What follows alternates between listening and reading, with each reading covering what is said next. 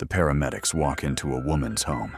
She's lying on the floor, semi-conscious. Her body is covered in cuts with shattered glass scattered around her. I was taking down Halloween decorations on the roof. I guess I leaned on the skylight. They lift the woman's hand and discover her wrist artery has been cut. They immediately bandage it and rush her into the ambulance, but they hit severe traffic. Suddenly, the woman can't breathe.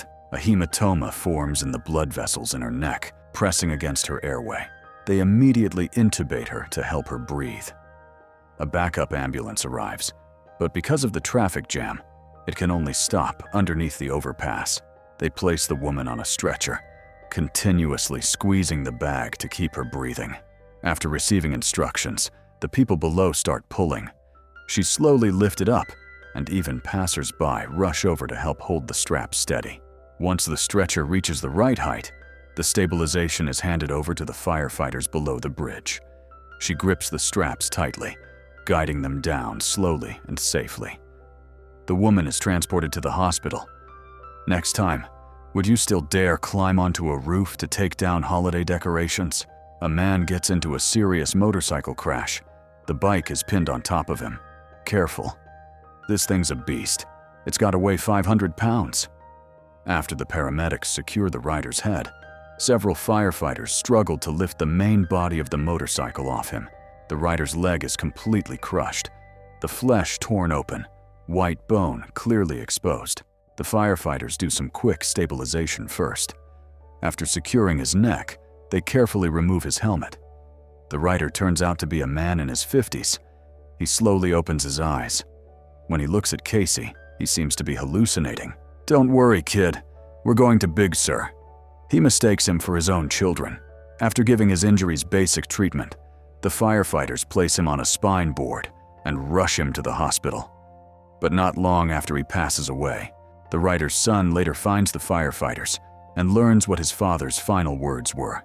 "This year, I told him I wanted to ride up Highway 1 to Big Sur. Sadly, they never get to take that trip together." After watching this video, would you like to spend a little more time with your family? The firefighters step into a hospital freight elevator. No one expects the cables to snap. The elevator suddenly plunges. Everyone is thrown around and slams into the floor. When the elevator comes to a stop, a man in the corner starts screaming in pain. His leg is trapped under a huge oil barrel. The firefighters immediately try to lift it, but it's clearly too heavy. Forget big guy. Girl's got to weigh 500 pounds. They can't move it by hand, so they bring in tools and use leverage. Finally, they pull the barrel off him. They quickly assess the man. His leg is broken. They pull off wooden boards and make a splint, tape it down securely. They try calling for outside help, but there's no signal in the elevator. A firefighter tries to stand and pry open the freight door. During the attempt, another cable snaps. The elevator drops again. Only 2 cables are still holding it. They open the hatch on the ceiling and climb up on top of the elevator. The radio finally gets a signal. Soon after, their co-workers rush in and pull them to safety. The man accidentally falls into the water.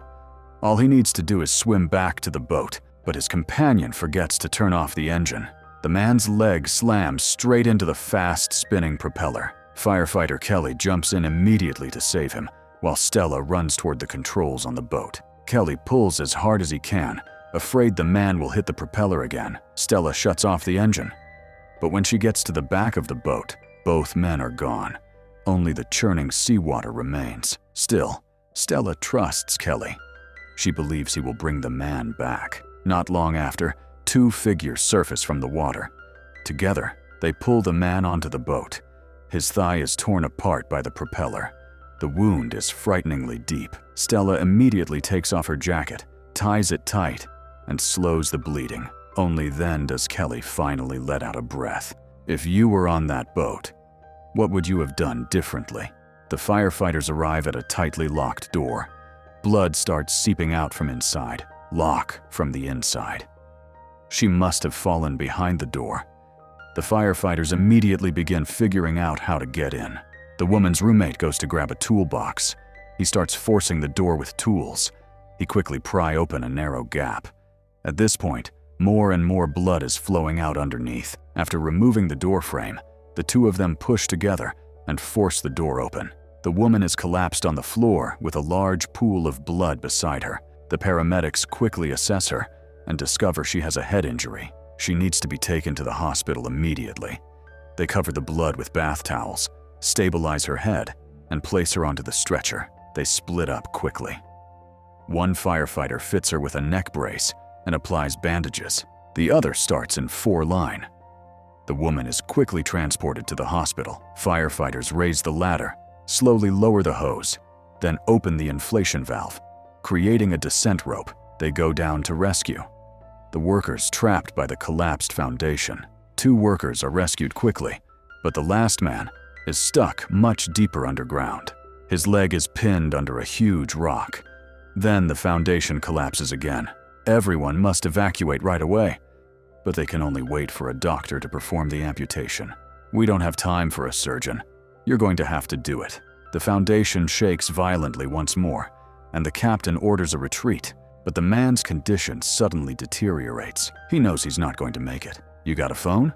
A few minutes later, the surgeon finally arrives, but the firefighter climbs out alone and tells everyone that the man does not survive. After getting off work that night, the firefighter goes alone to a house. He hands a phone to a woman. It turns out that in his final moments, the man gives up on the amputation. He chooses records one last goodbye for his wife. Because I couldn't live a day in this world without you. If you were the man's wife, how would you feel watching a video like this? The man is lying on the ground in agony, saying his heart keeps shocking him like he's about to be killed by electricity. The paramedic lifts his shirt and spots the chest swelling. They run a 12-lead ECG right away. Sinus rhythm looks normal. No heart attack symptoms. She instantly knows the issue. His defibrillator is misfiring. Another shock hits, and he goes unconscious. Most patients can't survive more than 15 shocks. If we can't stop this defibrillator, he's not going to make it to med. The paramedic starts thinking fast.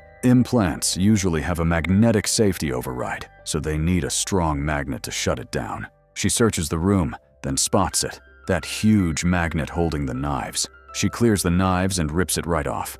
They attach the electrode pads, press the magnet onto his chest, and his heart finally stabilizes. He wakes up breathing normally again. From here, it's straight to the ER. I swear I heard screaming down there. 2 firefighters move closer to listen carefully, and they clearly hear someone calling for help. The firefighters immediately enter the sewer. They soon locate the trapped woman. She's clinging tightly to the metal grate. Her feet are jammed in the filter grate. The captain quickly enters the water to help. Something's dead in my leg. Thought she's trying to rear her feet. The firefighters prepare to dive down and clear the debris from the grate. But as the water level keeps rising, the woman is about to drown. At this critical moment, the diving equipment finally arrives. Just as the captain secures the oxygen mask on her, she suddenly sinks downward. The suction from the water floor keeps her pinned down.